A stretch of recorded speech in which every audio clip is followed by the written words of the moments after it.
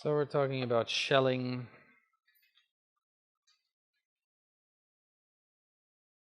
The Critique of Schelling, page 30.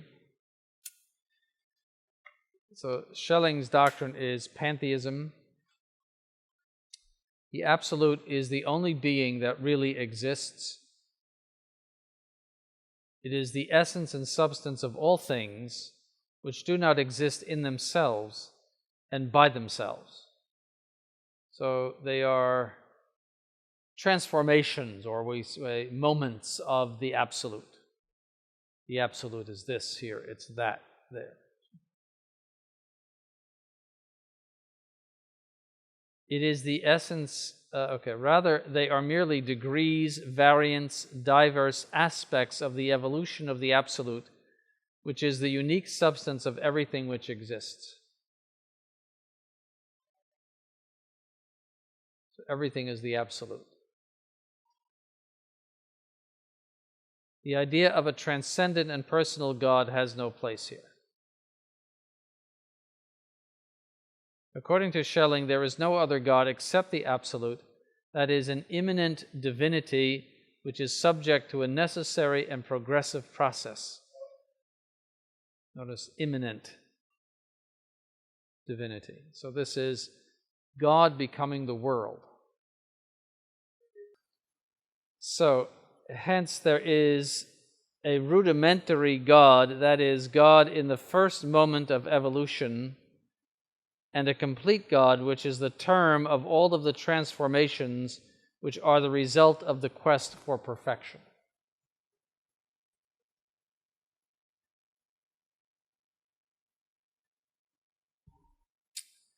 Schelling's religious philosophy underwent many changes in the course of his life, but on the whole it can be reduced to a type of Mysticopantheism, with a few disfigured Christian ideas added.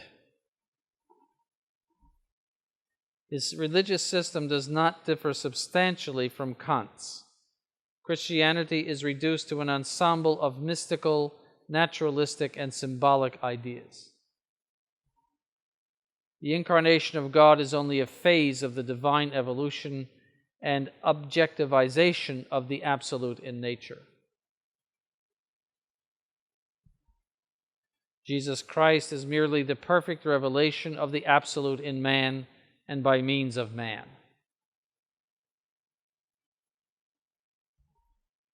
The Holy Trinity is God who is immanent and identified with all things.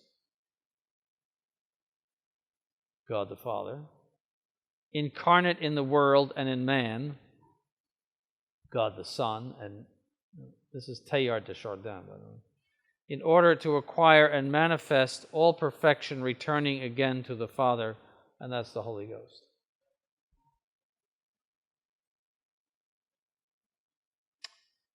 The deepest problem with Schelling, however, indeed the whole philosophical edifice, is this: the existence of man in an immediate intellectual intuition of the Absolute in its intimate essence and in its manifestations. So you have God in you, and you know God, and you know it, the manifestations through God, or the Absolute. Neither science, nor reason, nor consciousness prove the reality of this alleged intuition. No one in his right mind would say such a stupid thing, in other words, which exists only in the imagination of Schelling in order to respond to the needs of his system.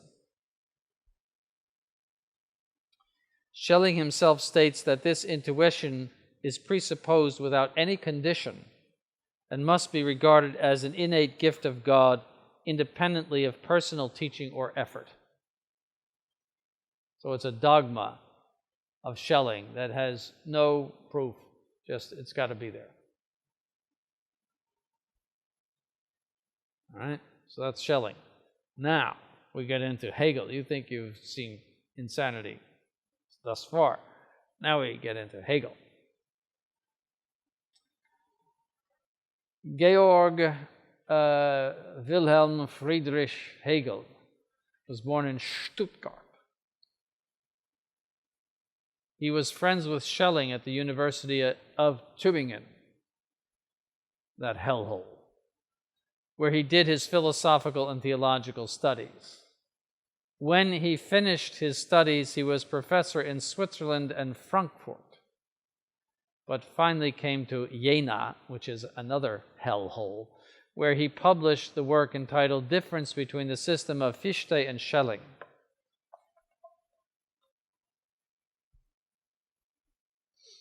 I'm sure that's very interesting. Later, he obtained the chair of philosophy at Heidelberg, and then he succeeded Fichte in the chair of philosophy at Berlin. He died in 1831. So that was at 61 years old. His principal works are Phenomenology of the Mind, The Logic, the Encyclopedia of Philosophical Sciences, Philosophy of Law, History of Philosophy, Aesthetics, and Lessons on the Philosophy of Religion. Hegel's system. The Ding an sich of Kant, the noumena, we would call it essence, was transformed by Fichte into the ego, which is the principle of the non-ego. In other words, the non-ego comes out of the ego. The non-ego is what we might call object. There's something that isn't you. Or the phenomenal world. So the phenomena come from you because they're the non-ego. I have an experience of something that isn't me. It's non-ego. Schelling transformed the noumenon, the Ding an sich, of Kant into the absolute, the primitive unity, indifferent to and common to both ego and non-ego, to both subject and object, nature and spirit. In short, the absolute was the universal essence of things, the common and identical foundation of the contraries. So where things might be contrary or contradictory in its manifestations, in the various things that we see, it's all one in the absolute. That's Schelling. The pantheism of Fichte is a subjective idealism. The pantheism of Schelling is a subjective objective idealism. For Fichte, the Ding an sich, the noumenon, the reality, is the ego, the subject. And so he turns the noumenon into the ego. The non-ego is the world. The object is merely a phenomenon, an accident, and a mode of being. Being is the ego, and outside of the ego there is no true reality. For Schelling, being, essence, reality are neither the ego, nor the non-ego, nor the mind, nor the world, nor the subject, nor the objects which as they are in themselves. The unique and true reality, the essence, is the absolute, inasmuch as it constitutes the common ground, what is indifferent and identical even in contrary things. The absolute is the true reality, the real and unique essence. It is the ego and the non-ego. It is spirit and nature, finite and infinite. The ideal and the existing are only phases or manifestations or appearances. So that's the way he's summing up Fichte and Schelling, and he's right in those things.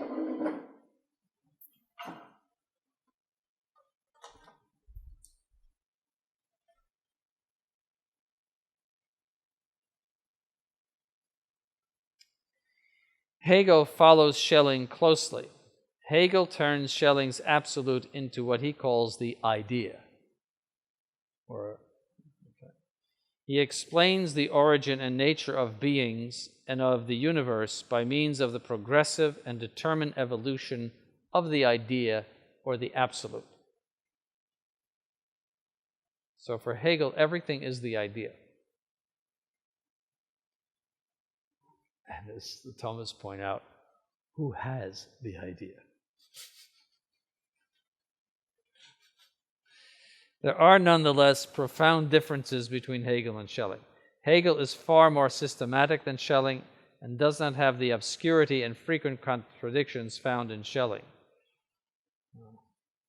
The idea, which is at the same time the principle, the law, and the term of being, reality, is manifested and is determined in a sphere of pure concepts and thought, in the sphere of nature, and in the sphere of the human mind.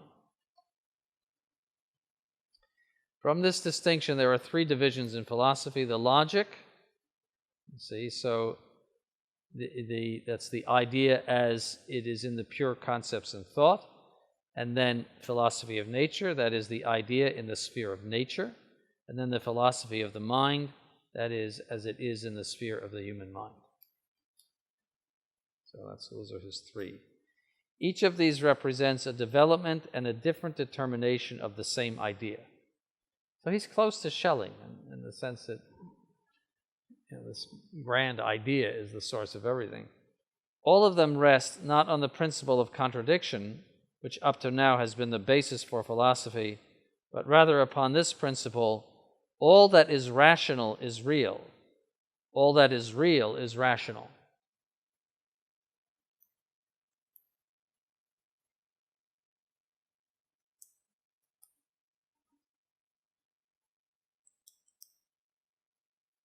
The idea, in other words, which is the totality of being, all being, the absolute, considered in itself as a rational notion, is the object of logic.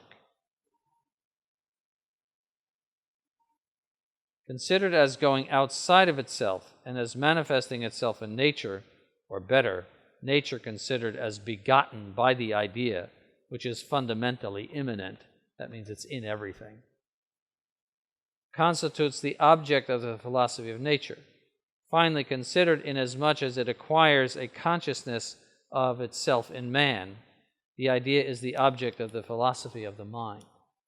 So this idea, this infinite idea, achieves consciousness in man's mind.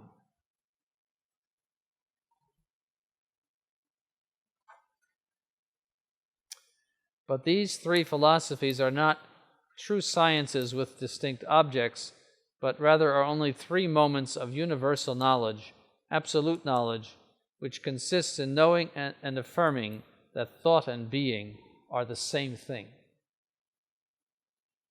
So, thought and being are the same.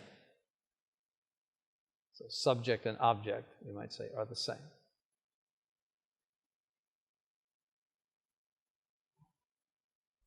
In other words, the logic is the knowledge of the pure determinations of the idea, inasmuch as the idea gives rise to the categories, the abstract elements of thought. Philosophy of nature is the knowledge of the idea in its exterior development, so the cat. And the philosophy of the mind is the knowledge of the idea in the ascent of nature to mind, and the return which it makes to itself by the consciousness of the notion of liberty.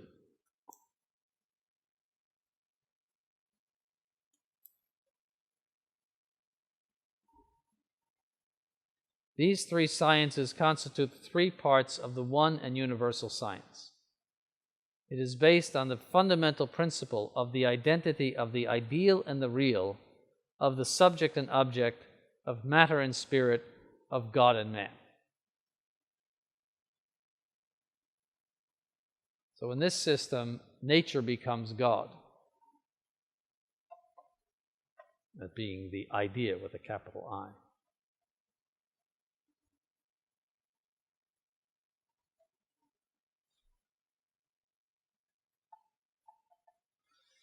The logic of Hegel. Logic is the source, the science of the pure idea considered in the sphere of abstract thought. But one must understand a few things first. What Hegel calls idea is the thought being, the absolute reason, the idea reason.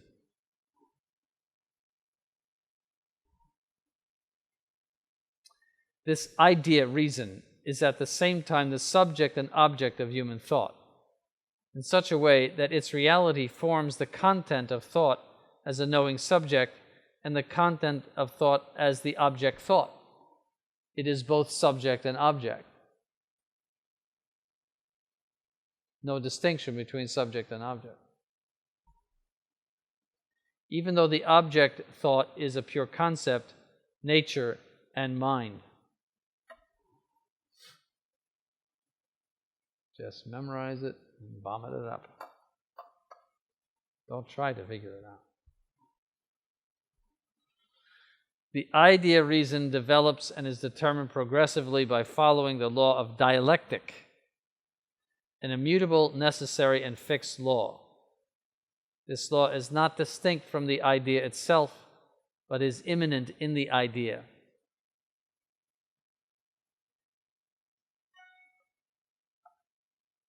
The law of dialectic presides over the evolution of the idea in the areas of nature and mind.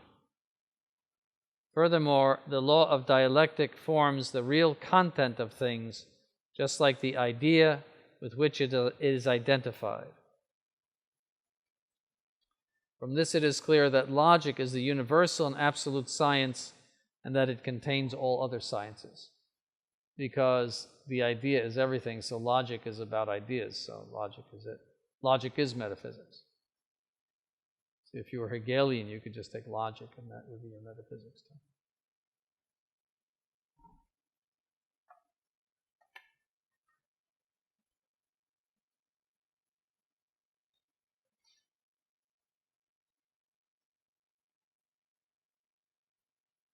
Hegel wishes to show how the multiplicity of the phenomena logically and necessarily proceeds from a certain primitive unity.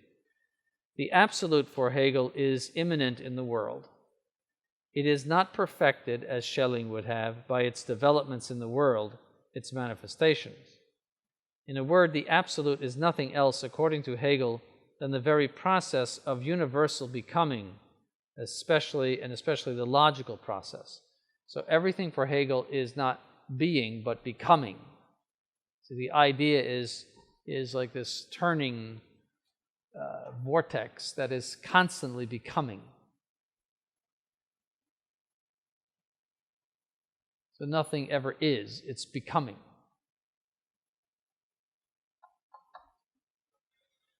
Hegel's doctrine was condemned by the Vatican Council, Denzinger, 1803 and 1804.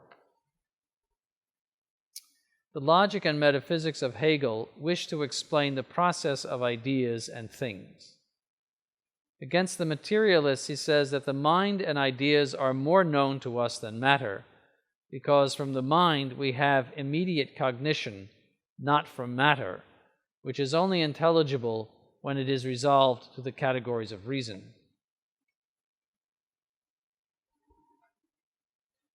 So the only real knowledge is...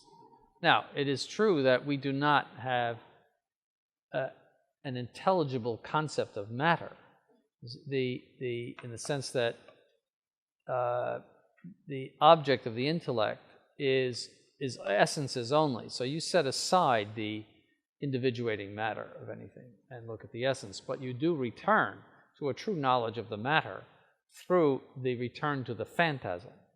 So you can distinguish this cat from that cat by doing that. So there's a true knowledge of matter, but it's not an abstract knowledge of matter. It's a sensitive knowledge of matter. That's the scholastic teaching.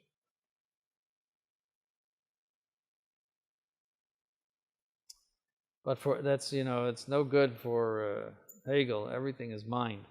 For this reason, in the process of mind over ideas, and not in the process of physical energy, the exemplar and cause of all phenomena is found. Thus Hegel admits panlogism. Everything which is real is rational.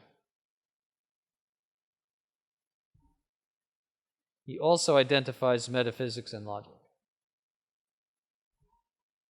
Thus the process of ideas, which is known by logic, is the process of the very things, since what is more true in things is the very notion of the thing. Therefore, the science of reason is a universal science. In other words, logic is metaphysics. Logic is the study of the idea. The idea is everything for him. It's everything. What is this process of ideas? The first idea is the idea of universal being. But Hegel says that the notion of being is so abstract and so lacking determination that it is the same thing as non-being. So being is non-being. Hence, for Hegel, being and non-being are the same thing, because they are both completely indeterminate.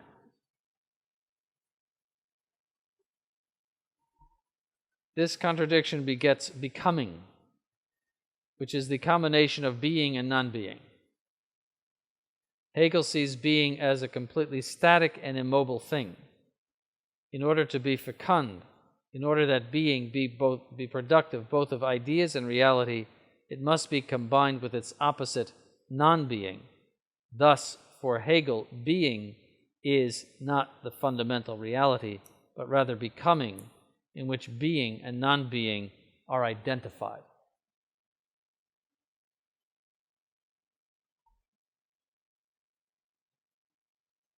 So Hegel has this idea of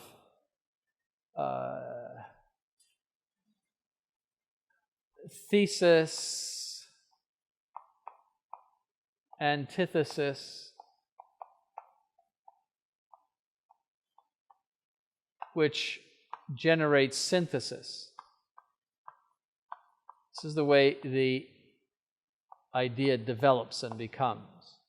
And then this in turn becomes a thesis, and it gets an antithesis. And then you get another synthesis.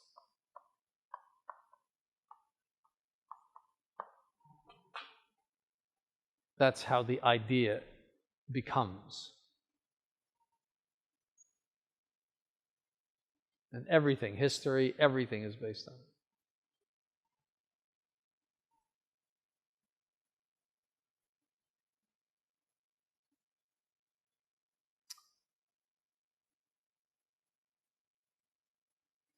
Hegel's philosophy of nature. Material things for Hegel are merely the determinations of the idea, inasmuch as it objectivizes itself in the material world. So it's the idea, it's a moment or a transformation of the idea into this or that. In nature, and by means of nature, the idea reveals itself as another being, as a different reality. See, so the cat reveals itself as something different from you. It's all part of the same idea, though. Hegel says that the point of departure in the natural world is a prime matter, which is without form and undetermined, just as being is in the logical world. The prime matter goes through an evolutionary process, just like being, and produces first the mechanical things, then the chemical things, and finally the organic things. Thus we see in Hegel the philosophical basis of Darwinism. See, a gradual rise. It's churning. Actually, it should almost go the other way. It's a churning. It's a vortex, and it's always going up. See, so first you had mechanical things, then chemical things, then organic things. Thus we see in Hegel's mind, the material world is the divine, absolute thought, which is exteriorized. Nature is a petrified intelligence, an unconscious and sleeping reason. We understand, therefore, what he means when he says that everything which is rational is real, and everything which is real is rational. Whatever is object is subject. Whatever is subject is object. Everything which is rational is real, since if it is idea, it is real. Everything which is real is rational, because if it exists, it is because it is idea.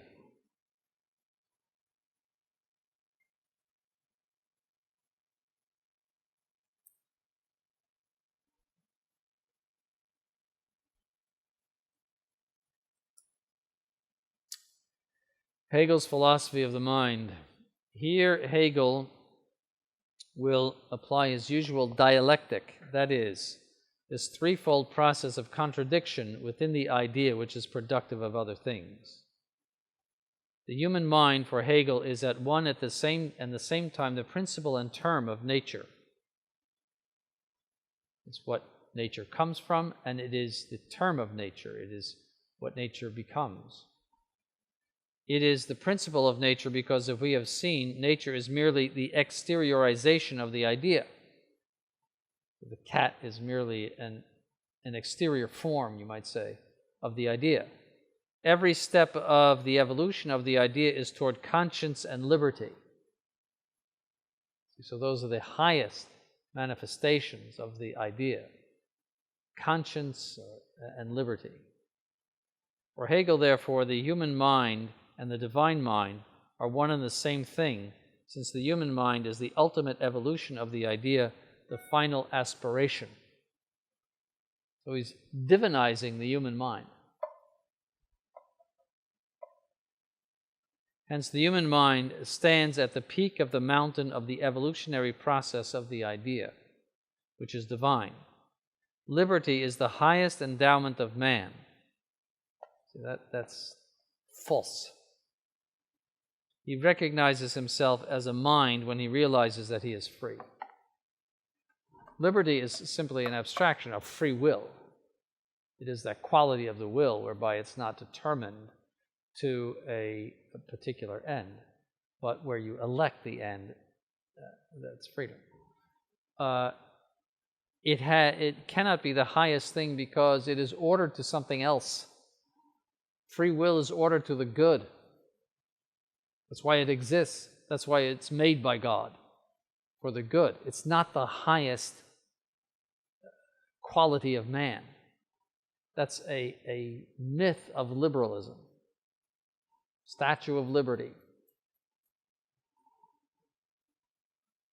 And the deification of liberty in the French Revolution and the American Revolution. See it on the coinage. As if it were some sort of,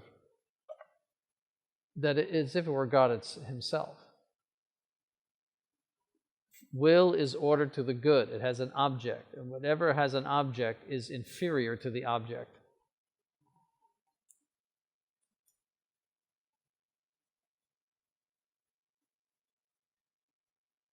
But man realizes that there are other minds around him which are also free. This liberty is absolute. Its immediate effect is right. The state is the institution which has the job of putting into effect this right in all spheres. The state is the representative of absolute liberty and of absolute right. The liberty, the rights, the reason, and the interests of individuals must cede to the absolute right and general will of the state. There's your socialism and your communism. So this will all inspire Nazism.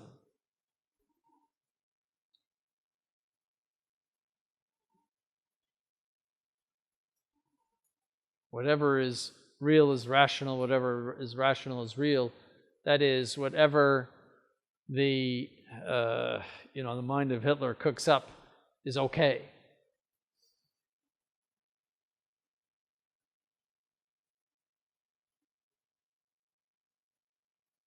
This comment about, I think I may have told you that, this comment about all of the losses at Stalingrad.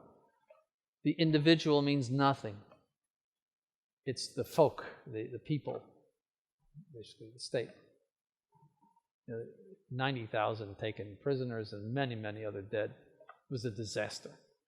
And he just blew it off as just individuals. And I think something like more than 90% of them died in captivity in Russia. Very few made it back. And only years after the war was over. But that was all.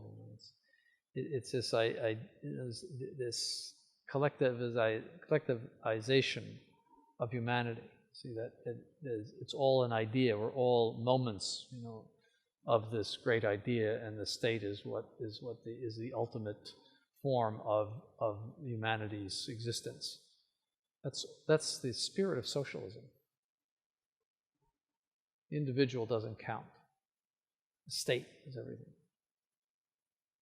So, he organized Germany according to that principle. Everything was the state. The state ran everything. Even your vacations. He would organize vacations for the workers, and everyone was supposed to go. And he even participated in some of them. Went on these cruises with German factory workers. Everything was organized by the state. That was one of the reasons why it was attractive to the Germans, is that they tend to be kind of a social people, and there was always something to do. There was a social life as a result of the Nazism. It's one of the reasons why he was successful. Yes. No. I don't think so. I don't think I cover Karl Marx in here. This is more. It would be good to talk about Karl Marx, but you have communism is dialectical materialism. So this is the dialectic. So this interaction between thesis and antithesis is the dialectic. It's the conversation, two things.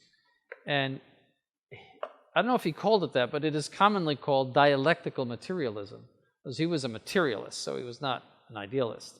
He was a materialist, but he had this idea of a constant turmoil, you might say, of forces in society that would, produce ultimately communism.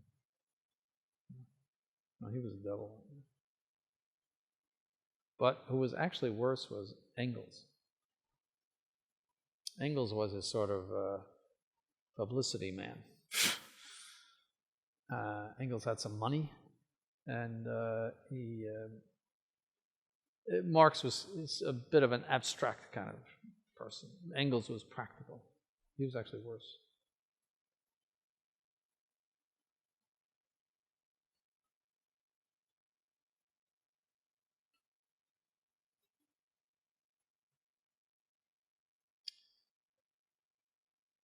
Hegel's system leads logically to the most extreme forms of despotism, and in his philosophy can be seen all of the underpinning of the 20th century totalitarianism. Hegel's system also justifies any type of war, whether aggressive or defensive, as merely a moment of the evolution of the idea. See, if you attach the idea to the German folk, well, then, you can do anything. You can march across Europe and impose anything you want, because what is real is rational. What is rational is real.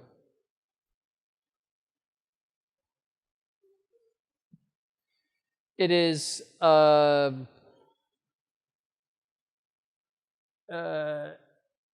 would you say, excessive power in one person. In other words, where or one government. It is to, usually you talk about a despot. That is somebody who has excessive power and usually abuses it.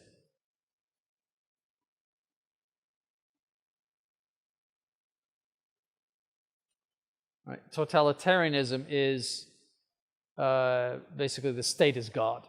that every aspect of your life is controlled by the state. So that was Mussolini's fascism in Italy, and to a greater extent, the Nazism in Germany. It was also the communism in Russia.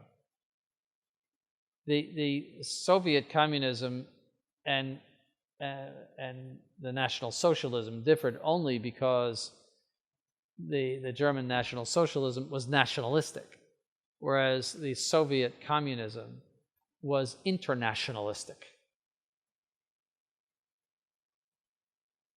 And so that's what we're up against right now, is international socialism. We're not up against national socialism. We're up against international socialism. That's the drive of the leftists of the world, is international socialism. And it was the drive of Karl Marx and Lenin and all of those people. Organizing the world into one big international globalist socialist society under the UN. Won't that be wonderful?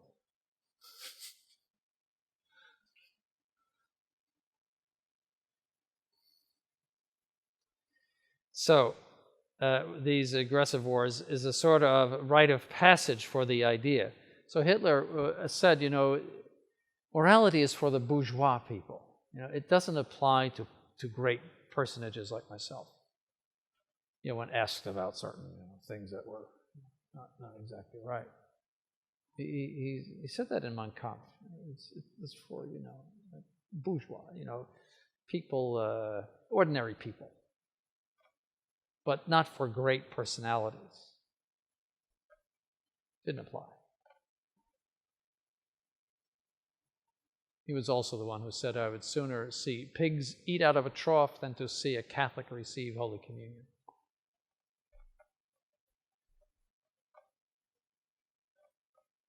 He was very anti-Catholic and very pro-modernist.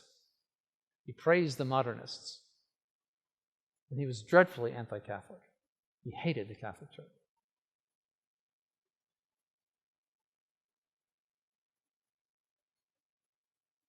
He would not permit people in the SS to have any religion.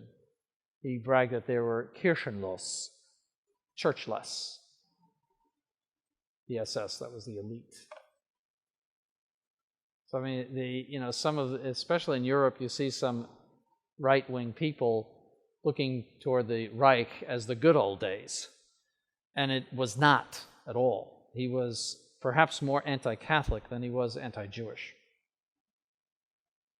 But you get some of that in Europe. And they don't understand what they're saying or doing, because he was a monster.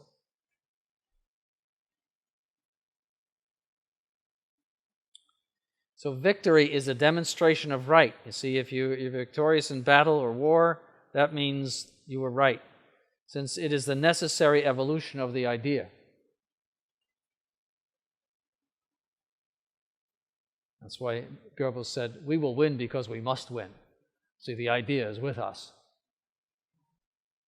For Hegel, there are two important consequences.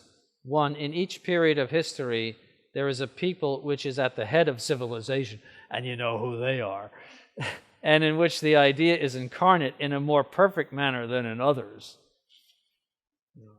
Germany, right? Two, the history of humanity is a type of inflexible geometry, a fatalistic process. See, so the idea is that it's like a tornado. It just moves, and it has its own finality. So there's a fatalism in it. This is a very pernicious idea, and it was very prevalent in Hitlerism, and in fascism, and in communism.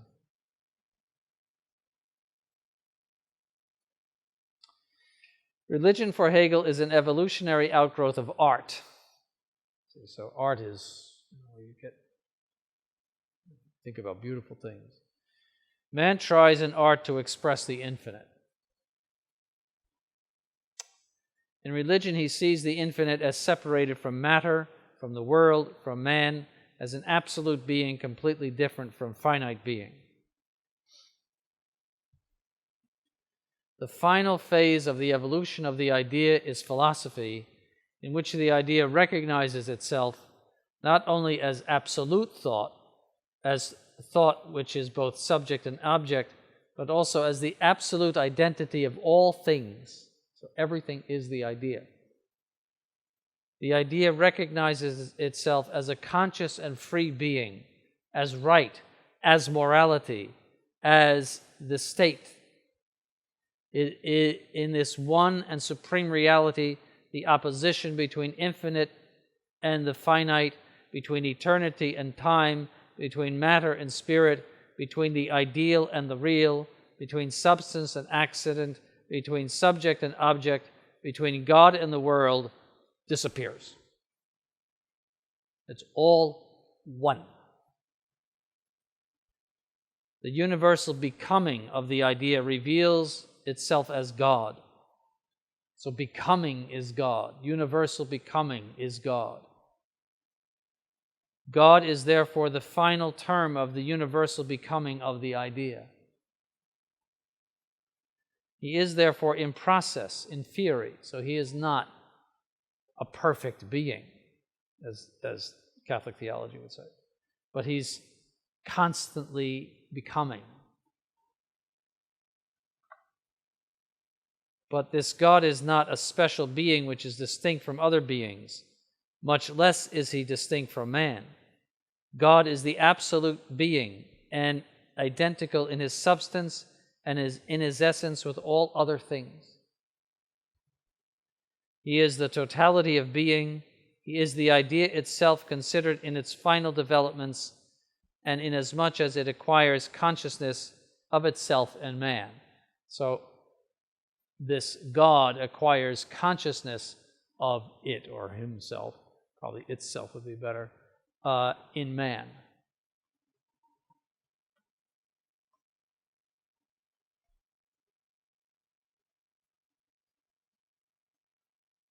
So, critique of Hegel. The critique of Hegel is very simple. The fundamental error in Hegel is the identification of being and non-being in becoming. That's totally false. This mistake is so fundamental that it hardly needs explanation. Because becoming is simply being in process. In other words, becoming has a term, and you are gradually moving toward that term, but that term is being. So it's not a combination of being and non-being. It is a gradual motion toward being. That's becoming.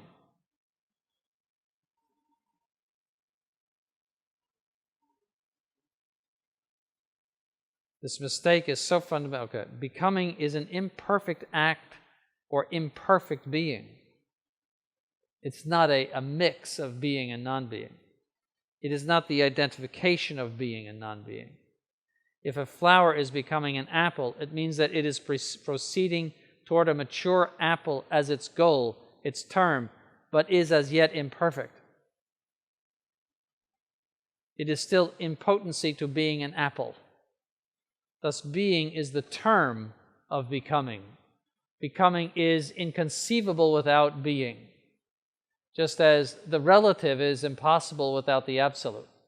The very notion of relative implies something absolute that is not relative.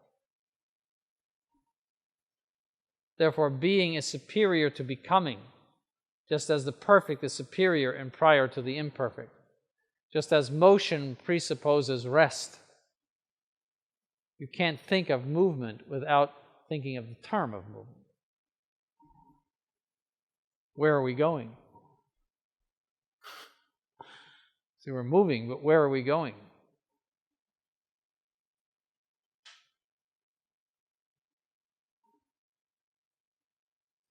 The notion of an immaterial idea being the fundamental reality of material things is also absurd. How can an immaterial thing be extended? Or think of banging with your head, like a baseball bat on your head. All right. I think that Hegel's philosophy would tend to get, somewhat dubious when you're finished banging your head with a baseball bat, because, two things cannot occupy the same space. All right, so, how can an immaterial thing, an idea, be extended? I mean, this is common sense. A 2-year-old could understand this. Furthermore, Hegel's pantheism is absurd. Pantheism is impossible since it identifies with God, who is simple and all-perfect, the multiplicity of imperfect and limited beings which we find in the world. So to say that something limited is unlimited is crazy. All right.